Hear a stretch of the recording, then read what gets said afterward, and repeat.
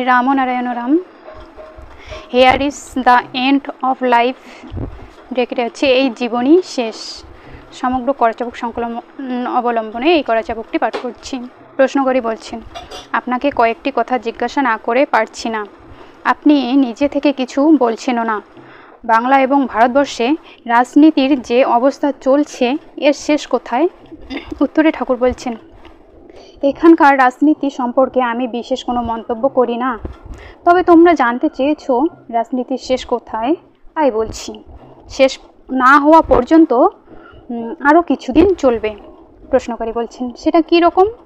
উত্তরে ঠাকুর বলছেন, সেটা হলো, এখন তো রাজনীতিতে ভণ্ডুল চলছে। রাজনীতির এই ভণ্ডুল যত বেশি চলছে তত বেশি যার যার দলের ভিতরের গোপন তথ্য ফাঁস হচ্ছে, তার উপরেই জনমত তৈরি হচ্ছে। এখন পর্যন্ত যা ফাঁস হয়েছে তাতে জনগণ রাজনীতির দলের লোকদের স্বরূপ চিনে নিতে পারছে। প্রশ্নকারী বলছেন, রাজনীতির দিক থেকে কেউ কারো মত ও পথ তো ছাড়ছে না। প্রত্যেকেই তার নিজস্ব রাজনৈতিক সংগঠনটাকে বড় করে তুলে ধরছে। কে যে ঠিক তাই তো বুঝতে পারছি না। এ বিষয়ে আপনার মতামত জানতে চাই। উত্তরে ঠাকুর বলছেন, যেটা ঠিক সেটা সবার কাছেই ঠিক, আর যেটা বেঠিক সেটা সবার কাছেই বেঠিক। যে বেঠিককে ঠিক বলে চালাতে চায় সেও মনে মনে বুঝতে পারছে যে সে বেঠিককে ঠিক বলে চালাচ্ছে। রাজনীতির ক্ষেত্রে এই ঠিক বেঠিকের ঠোকাঠুকি এখন চলছে। যতক্ষণ পর্যন্ত টিকে এসে ঠিক না হবে ততক্ষণ পর্যন্ত এই বোর্ডের খেলা চলবে। প্রশ্নকারী বলছেন, তাহলে এখন যারা দেশের দশের সেবায় নামছেন আমরা তো তাদের সেইভাবেই চিন্তা করে আসছি, এখন কি করে চিন্তা করব? উত্তরে ঠাকুর বলছেন, কি বললে? দেশের সেবা কে করছে? কারা করছে? সেবা যারা করবে তাদের মধ্যে নীতিগত দল থাকে না, তাদের একটাই দল। আর এখন চারিদিকে যারা সেবা করছেন তারা সেবাই করছেন, এটাই তো এখন বেশিরভাগ দেখতে পাচ্ছি। সেবা না করে সেবাই তো যে নেই তা তো বলছি না, তবে তারা বেশিরভাগই দক্ষিণ হস্তের সেবাই করছেন।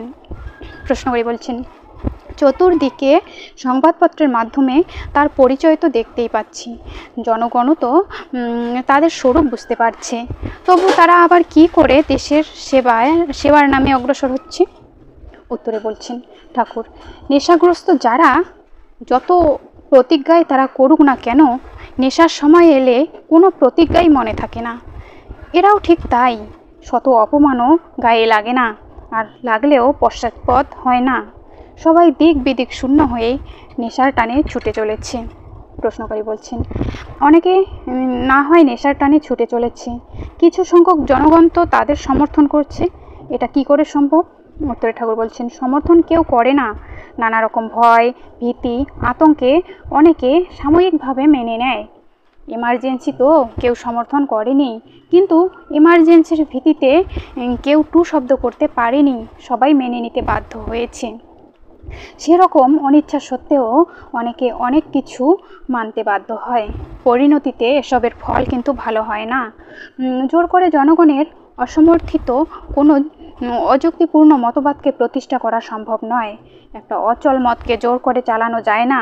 তবে স্বার্থান্বেষী যারা দেশের ও দশের হিতের চেয়ে নিজ নিজ স্বার্থকেই যারা বড় করে দেখছে, তারা অনেক ক্ষেত্রে এই অচল মতবাদ চালু করার পক্ষপাতী। বেঠিককে ঠিক বলে ওইসব ব্যক্তিরাই চালাচ্ছে। প্রশ্নকারী বলছেন, এখন আপনি কি বুঝতে পারছেন সেটা এক কথায় আমাদের বুঝিয়ে দিন। উত্তরে ঠাকুর বলছেন, এখন হায়ার ডোজে সালফারের অ্যাকশন চলছে, তারই ইরাপশন বেরোচ্ছে, আরও বেরোবে।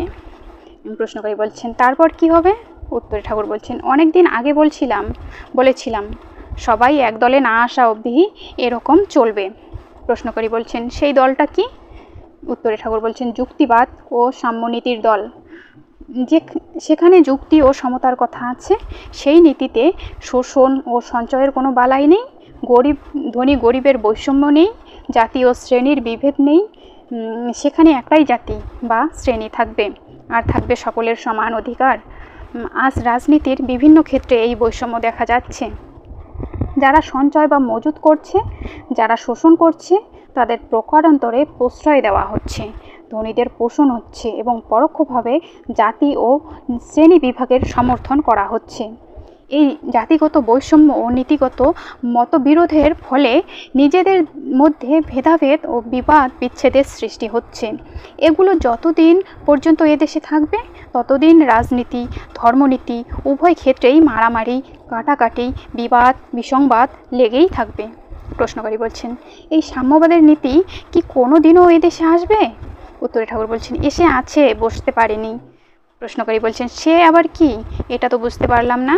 উত্তরে ঠাকুর বলছেন, এসে আছে অর্থাৎ 90% জনেরই মনে গেঁথে আছে।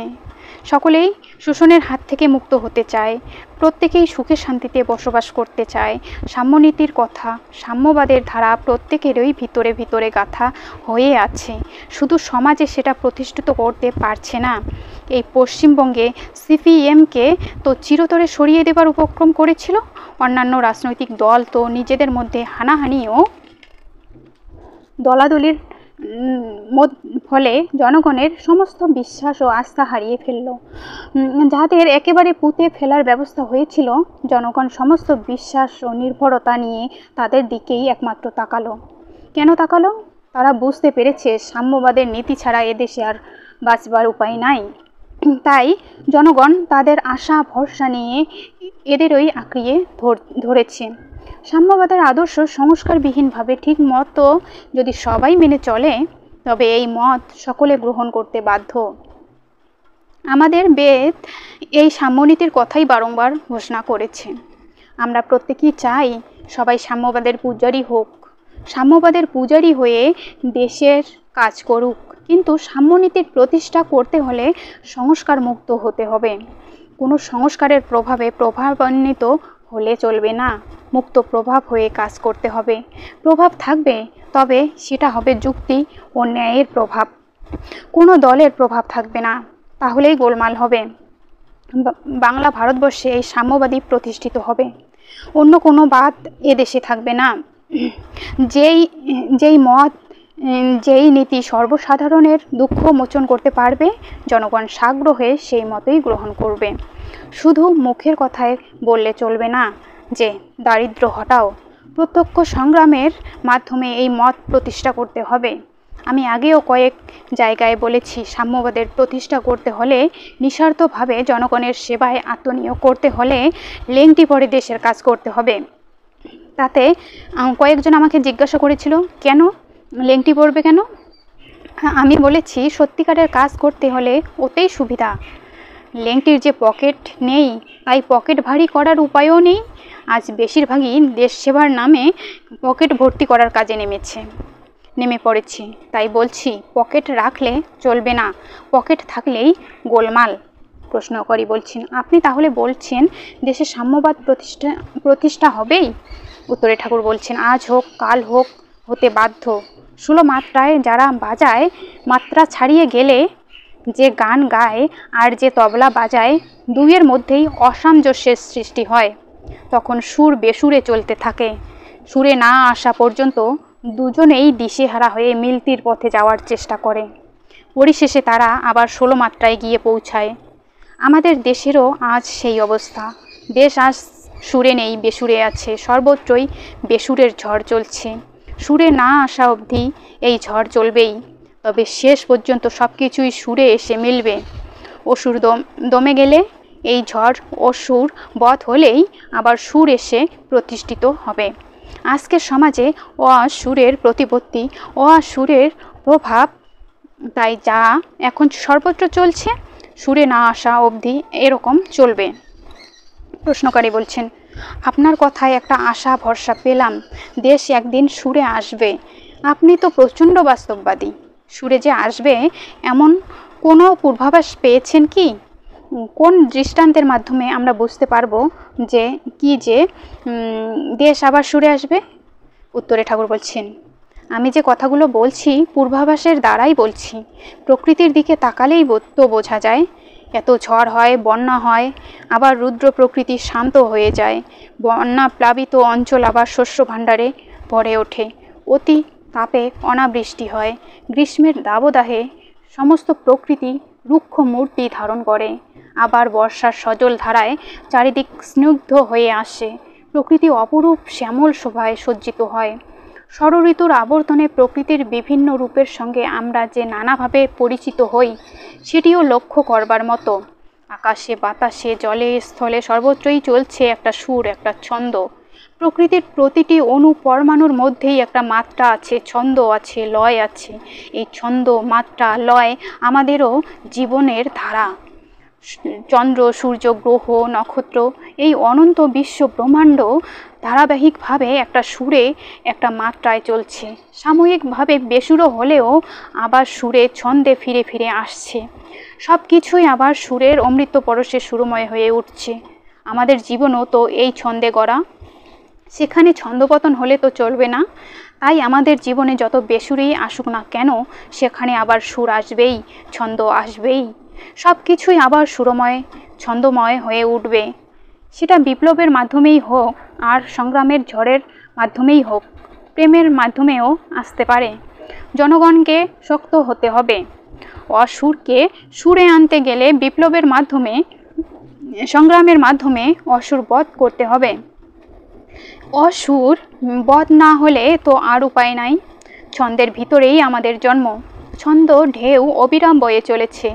অসুরের কাজ যারা করছে, নিজের সুরটাকে দমিয়ে রেখে বেসুরো পথে গিয়ে অন্যের ক্ষতি করার চেষ্টা যারা করছে, তারা এটা ঠিকই বুঝতে পারছে যে তারা সুর থেকে সরে আছে। সুরে তো তারাই আছে, সুরে তো তারাও আছে, সাময়িকভাবে সরে আছে মাত্র। জনগণের মধ্যে বেশিরভাগই এক শ্রেণীর শোষক গোষ্ঠীর দ্বারা নির্যাতিত, লাঞ্ছিত, নিপীড়িত। সুতরাং এই অত্যাচারিত জনমানুষের সুর স্বভাবতই বিপ্লবমুখী, সংগ্রামমুখী হয়ে রয়েছে। কিসের জন্য? ওই অসুরকে দমন করে সুরে আনার জন্য। আজ সুযোগ সুবিধার অভাবে ওই বিপ্লব ও সংগ্রামের ধারা চাপা পড়ে আছে মাত্র। একটু সুযোগ পেলেই তার স্ফুরণ হবে। তাই দেশের মানসিকতা আজ ধীরে ধীরে বিপ্লব ও সংগ্রামের দিকে যাচ্ছে। কারণ আজকে দেশে অসুরের প্রতিপত্তি। প্রশ্নকারী বলছেন, আমরা কিছু আবোল তাবোল প্রশ্ন করে জেনে নিতে চাই, আপনি আমাদের সব কিছু খুলে বলবেন। আমাদের মন অত্যন্ত চঞ্চল, অস্থির। জীবনে ধর্মও হলো না, কর্মও হলো না। এখন আমরা কি করব আপনি বলে দিন। উত্তরে ঠাকুর বলছেন, চালে ডালে সরিষায় সব মিশে আছে তো, এখন বসে বসে বাছো, বেছে বেছে আলাদা করো। প্রশ্নকারী বলছেন, সেটা তো ঠিক বুঝতে পারলাম না।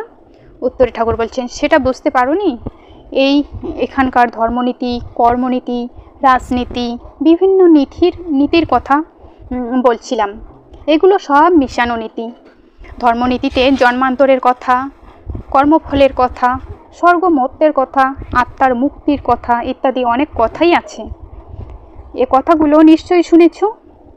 রাজনীতির দিক থেকেও ঠিক তাই। সেখানেও আছে ভুরি ভুরি কথা। খাওয়া পড়ার অভাব থাকা উচিত নয়, দেশের দারিদ্র্য থাকা উচিত নয় ইত্যাদি। এই ধরনের কথা তো অনেক দিন থেকেই শুনে আসছো। কথাগুলো নিয়ে কিছু চিন্তা করেছো? ধর্মের দিক থেকে তোমার আত্মার উন্নতির জন্য কিছু করেছো? বাবা মা তো স্বর্গে চলে গেছেন, তাদের আত্মার মুক্তির জন্য ব্যবস্থা করেছো? অনুভূতি, দর্শন, সিদ্ধি, মুক্তি, নির্বাণের জন্য কিছু করেছো? কোনো ব্যবস্থাই তো করতে পারোনি। রাজনীতির দিক থেকেও খাওয়া পড়ার অভাব দূর করতে পেরেছো? বেকার সমস্যার সমাধান করতে পেরেছো? দেশের দুর্নীতি দূর করতে পেরেছো? কোনো কিছু সুরাহাই তো করতে পারলে না। তাই বলছি, ধর্ম করে এত যে মাথা খুঁড়ছো, এত নিয়ম নিষ্ঠা পালন করছো, এতে সত্যিকারের কিছু আছে কি নেই ধরতে পেরেছো? প্রশ্নকারী বলছেন, আগে না, ধরতে তো পারিনি। উত্তরে ঠাকুর বলছেন, ধরতে যখন পারোনি, গামছা পরে আগেই মুক্তির ব্যবস্থা করতে নেমেছো কেন? এ পর্যন্ত কোনো কিছুই তো করতে পারলে না, শুধু বাক্যালাপ ছাড়া। সিদ্ধি, মুক্তি, দর্শন, অনুভূতির দরজাতে গিয়েও পৌঁছতে পারলে না। অসুরের হাত থেকে দেশকেও রক্ষা করতে পারলে না। তোমাদের আছে শুধু বাগড়ম্বর আর বৃথা আস্ফলন। আমার মতে এখানকার সব নীতিগুলিই এখন পাঁচমেশালি হয়ে আছে। আগে বাছো, বেছে বেছে ঠিক করো কোনটা রাখা উচিত কোনটা নয়, তারপরে কাজ হবে। প্রশ্নকারী বলছেন, তাই তো, কিছুদিন আগেও তো মাসখানেক ধরে দুধ আর ফলাহার করে দর্শনের জন্য উদয় অস্ত ধ্যান করেছিলাম, কিন্তু কিছুই তো বুঝতে পারিনি। তখন নিজের অদৃষ্ট আর কর্মফলকেই দায়ী করেছি। কিছু হলো না। আচ্ছা, কিছু কি হয়? কিছু হয় কি আমাদের? কিছু হবে কি? উত্তরে ঠাকুর বলছেন, হয় কি না, হবে কি না, সে বিষয়ে এখন কিছু বলছি না। আমি বলছি, ধ্যান যখন করতে কিছু বুঝতে পারতে না? প্রশ্নকারী বলছেন, আগে না, কিছু বুঝতে পারিনি। কেন বলুন তো? উত্তরে ঠাকুর বলছেন, নানা রকম চিন্তা মনে আসেনি, বাধা সৃষ্টি করেনি? প্রশ্নকারী বলছেন, তাই এসেছে। এগুলো তাড়াবার চেষ্টাও করেছি, কিন্তু পারিনি, তাই বলছি, কিছু হবে কি? উত্তরে ঠাকুর বলছেন, হবে। সঠিক তত্ত্ব, সঠিক ঠিকানা জানা থাকলে নিশ্চয়ই হবে। প্রত্যেকটি কাজের, প্রত্যেকটি বস্তুর মূল তত্ত্ব, মূল বিষয় সম্পর্কে যদি সম্পূর্ণ ওয়াকিবহাল থাকা যায়, তবে সেই অনুপাতে হতে পারে। মূল বিষয়বস্তুই তো জানা নেই, ঠিকানাই তো জানা নেই, কি করে হবে? তুমি তো ওর উদ্দেশ্যে ঘুরছো, তাই এত করেও হচ্ছে না, কারোরই হয়ে উঠছে না। প্রশ্নকারী বলছেন, তবে আমার মতো কি সবাই? এর মূল বিষয় কি এখানে কেউ জানে না? উত্তরে ঠাকুর বলছেন, জানলে তো জানতেই। প্রশ্নকারী বলছেন, ধর্মের নানা তত্ত্ব বা বিষয় নিয়ে যারা আলোচনা করেন, তারা কি মূল বিষয়বস্তু না জেনেই বলছেন? উত্তরে ঠাকুর বলছেন, ভ্রমণে যাননি, তবে মানচিত্র পাঠ করেছেন।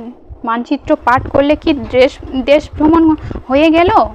প্রশ্নকারী বলছেন, আগে না, তবে কি তারা এরকম মানচিত্রের তত্ত্ব শোনাচ্ছেন আমাদের, তাই আমাদের শুনতে হচ্ছে?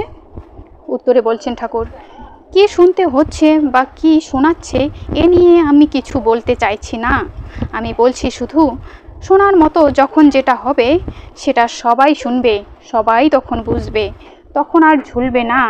এখন চতুর্দিকে যা হচ্ছে সব কিছুই ঝুলন্ত অবস্থায় রয়েছে।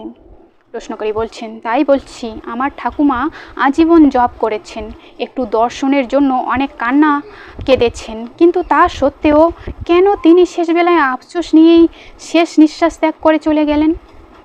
এখন বুঝতে পারছি, সঠিক ঠিকানা না জেনে তার কাজ করা উচিত হয়নি। এইভাবে দেশের ছোট বড়, শিক্ষিত অশিক্ষিত সবাই তো ধর্মের পথে আছে, সবাই তো পুণ্য অর্জনের জন্য, আত্মার মুক্তির জন্য, দর্শনের জন্য ব্যস্ত হয়ে রয়েছে। আপনার কথায় যা বুঝতে পারছি, না বুঝেই না জেনেই ওরা সব অজানার পথে চলেছে। এরা কি কোনোদিনও বুঝবে না? উত্তরে ঠাকুর বলছেন, নিখোঁজের খোঁজ কখনো হয় না, যেটা চিরন্তন নিখোঁজ, চিরযুগের নিখোঁজ, চিরকাল নিখোঁজ হয়েই যা রয়েছে, তাকে খোঁজে আনা চলে না। প্রশ্নকারী বলছেন, এই কথাটা তো ঠিক বুঝলাম না, নিখোঁজ বলতে আমরা কি বুঝবো? উত্তরে ঠাকুর বলছেন, এই জগতে যা কিছু দেখছো, যে বিষয়বস্তু উপলব্ধি করছো, সবটাই যখন খুঁজতে যাবে সব নিখোঁজ হয়ে যাবে।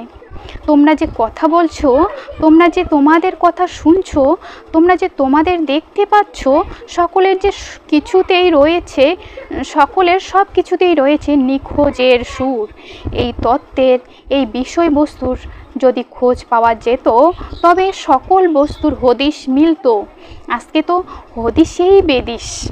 প্রশ্নকারী বলছেন, বাস্তবে থেকে তো আমরা বাস্তবের উপলব্ধি করতে পারছি, সেইভাবে আমরা যদি খোঁজ করি। প্রশ্নকারী বলছেন, বাস্তবে যেটা উপলব্ধি করছো, দেখতে পাচ্ছ, খেতে পাচ্ছ, ওই পর্যন্তই ওটার শেষ, তারপরে আর খুঁজে পাওয়া যাচ্ছে না। নিখোঁজের ইঙ্গিত অথবা একটা ফাঁকার ইঙ্গিত দেহের সর্ব অণুতে পরমাণুতে বিদ্যমান রয়েছে। সুতরাং বুঝতেই পারছো, সিদ্ধি মুক্তি নির্বাণের কথা, অনুভূতি দর্শনের কথা, আত্মার মুক্তির কথা, এগুলি শুধু কথারই কথা। নাগালের দিকে এগিয়ে যাওয়া যায়, তবে সব নিখোঁজ। কোনো তত্ত্বেরই সঠিক ঠিকানা নেই।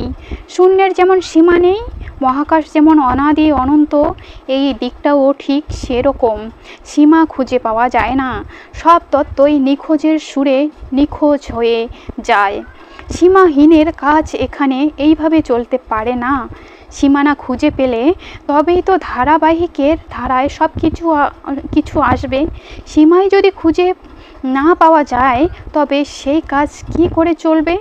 তাই বলছি, সীমাহীনের সীমা যদি খুঁজে পেত তবেই সব শাস্ত্রীয় কথার সিদ্ধি, মুক্তি, নির্বাণাদি তত্ত্বের মূল্য থাকতো। কিন্তু তা তো সম্ভব নয়। এখানে আকাশই ফাঁকা, ফাঁকার থেকেই আঁকা, সেই আঁকা আবার ফাঁকারই আঁকা। তাই বলছি, আগে যুক্তির মানদণ্ডে বিচার করে দেখো, কোনটা ঠিক কোনটা বেঠিক ভালো করে বেছে নাও, কোনটা রাখবে কোনটা ফেলবে। এখন চলছে শুধু কথার খেলামালা। প্রশ্নকারী বলছেন, অনেক সাধু গুরু মহান্ত সিদ্ধি, মুক্তি, দর্শন, অনুভূতির কথা বলছেন। তারা নিশ্চয়ই কিছু পেয়েছেন। আপনি এই সম্বন্ধে কিছু বলুন। উত্তরে ঠাকুর বলছেন, কে কি পেয়েছেন না পেয়েছেন বলতে চাই না। কেউ যদি কোনোদিন কিছু পেয়ে থাকেন তবে সবাই সেটা পাবেন, এটাই নিয়ম। সেখানে অদৃষ্ট কর্মফল বা অন্য কোনো ফলাফলের অপেক্ষা থাকবে না। তা তো হচ্ছে না। দ্বন্দ্ব তো সেখানেই। 5 জন বলছেন সিদ্ধি মুক্তি হয়েছে, আর 5 কোটি লোক হতাশ হয়ে মাথায় হাত দিয়ে বসে আছে। এ কি বলবে? এখানে তো সম্পূর্ণ দ্বন্দ্ব এসে ঘিরে ধরছে। আমি তো আগেও বলেছি, তোমরাও বাস্তব বুদ্ধিতে বিচার করে দেখো। প্রথমত, যে মরে যায় তাকে শত চেষ্টাতেও শত কান্নাতেও আর দেখতে পাওয়া যাচ্ছে না। দ্বিতীয়ত, এই জগতে কে খাচ্ছে, কে বুঝছে, কে শুনতে পাচ্ছে, খোঁজ করতে গেলে তাকে খুঁজে পাওয়া যায় না। নিজের বলতে কোনো কিছুরই খোঁজ মেলে না। খুঁজে না পাওয়াই প্রকৃতির নিয়ম, ফাঁকার নিয়ম। প্রতিটি সৃষ্ট বস্তু এই নিয়মের সুরে গাঁথা। আকাশই ফাঁকা, তার সৃষ্টির বিষয়বস্তুতে ফাঁকারই কথা। সেখানে কোনো বাসনা বা বাসা বাঁধা চলে না। জন্ম থেকে মৃত্যু অবধি এই খেলা শেষ। আমাদের দেহের প্রতিটি অণুতে, পরমাণুতে, অস্থিতে, মজ্জাতে এই ফাঁকার প্রভাব রয়েছে। সেখানে অন্য কোনো কথাই আসতে পারে না বলেই এখানে এত মত, এত পথ, এত জাতি, এত নীতি। প্রশ্নকারী বলছেন, এই যে চারিদিকে শুনতে পাই ভরে পড়েছে, শিব দর্শন হয়েছে, কালী দর্শন হয়েছে, 200 বছর আগে অমুকে সিদ্ধি লাভ করেছেন, এসবগুলো তাহলে কি? উত্তরে ঠাকুর বলছেন, আমাকে এসব কথা জিজ্ঞাসা করছো কেন? আমার মুখ থেকে শুনতেই বা চাইছো কেন? এগুলো বলে যারা বলুক, তাদের বলতে দাও। যারা খুশি হয় হোক, তাতে আপত্তি করার কিছু নেই। কেউ যদি বলে আমি সিদ্ধি লাভ করেছি, ভালো কথা। কেউ যদি বলে তার ভগবত দর্শন হয়েছে, উত্তম কথা। ভরে পড়ে আবার কেউ যদি বলে অমুকে এসে তাকে আদেশ করেছে, করলে তো ভালোই। যদি সত্যি এগুলো হয়ে থাকে তবে সমাজকে পথ দেখাতে পারলে ভালো হতো। অঙ্কে মিললে তো ভালোই হতো। তা তো হচ্ছে না। প্রকৃতির অঙ্কে যে মিলছে না, এ অঙ্ক যদিও খুব কঠিন নয়, সবাই করতে পারে। আমার অঙ্কের সঙ্গে এই সব ভরে পড়া দর্শন অনুভূতিতে মেলাতে পারছি না। প্রশ্নকারী বলছেন, অঙ্কে না মিললে তো ভুল হবে। উত্তরে ঠাকুর বলছেন, এগুলো তোমরা বুঝে নেবে, আমি বলবো না। সব অঙ্কে মিলিয়ে দেখো, মিললে রাখবে, না হলে ফেলে দেবে। প্রশ্নকারী বলছেন, মেলাতে তো পারছি না। উত্তরে ঠাকুর বলছেন, আরও চেষ্টা করো, মেলে কিনা দেখো। প্রশ্নকারী বলছেন, এক মহাদ্বন্দ্বে যেন পড়ে গেলাম। এই দ্বন্দ্বের থেকে কি করে উদ্ধার পেতে পারি? উত্তরে ঠাকুর বলছেন, এটা আমাকে কখনো বলো না। প্রশ্নকারী বলছেন, এখনকার যত ঝকমারি ব্যাপার, কোনোটারই কিছু হদিশ পাচ্ছি না। যতই চিন্তা করছি ততই দ্বন্দ্ব বেড়েই চলেছে। দয়া করে আপনি কিছু বলুন, কি করে আমরা এর থেকে উদ্ধার পেতে পারি? উত্তরে ঠাকুর বলছেন, উদ্ধার পেতে চাও? রেডিওতে শোনোনি, here is the end of the news? এইরকমই একটা নিউজ শোনো, here is the end of life. এই জীবনই সব শেষ। সুতরাং আর কিছুর তো দরকার নেই, পরেরটা ভাবলেই তো ঝকমারি। পরবর্তী কোনো কিছু যদি ভাবনায় না আসে তবে চিন্তারও কোনো কারণ নেই, কোনো দ্বন্দ্বই তো আর থাকলো না, পরিষ্কার হয়ে গেল। Here is the end of life, end চির সমাপ্তি। সেখানে সিদ্ধি, মুক্তি, নির্বাণ, দর্শন, অনুভূতির বালাই নেই। স্বর্গ, মর্ত, পাতাল ইত্যাদি পাতাল নিয়ে মাথা ঘামানোর প্রয়োজন নেই, আর মহান অবতার হেন তেন সাজবারও প্রয়োজন নেই। সব সব সব সময়ই মনে রাখতে হবে এন্ড অফ লাইফ। 0 ডিগ্রি থেকে এসেছো, 0 ডিগ্রিতেই শেষ। ফাঁকা থেকে এসেছো, ফাঁকাতেই লয় হয়ে যাবে। ব্যাস, আর কিছু ভাবনার প্রয়োজন নেই। এসব নিয়ে ভেবো না, তবেই কিছুটা দ্বন্দ্বের হাত থেকে উদ্ধার পাবে। প্রশ্নকারী বলছেন, এটা তো মন্দ নয়, একেবারে প্র্যাকটিক্যাল কথা। কোনো কল্পনা বা কুসংস্কারের ছায়াও এতে নেই। এভাবে যদি চিন্তা ভাবনা করতে পারতাম, অর্থাৎ পরকালের চিন্তাটা যদি একেবারে মন থেকে নির্মূল করে দিতে পারতাম, তবে সমাজ ও দেশের উন্নতির কাজে নিশ্চিন্তে মন দেওয়া যেত। উত্তরে ঠাকুর বলছেন, কি বললে? দেশের কাজ? সমাজ ও দেশের কাজ যদি করতে চাও, তবে প্রথম হলো অসুর ধরো আর মারো। রাত্রে মশা, ছারপোকা এদের উৎপাত বাড়লে সে সব রক্ত চোষাদের তো মারো।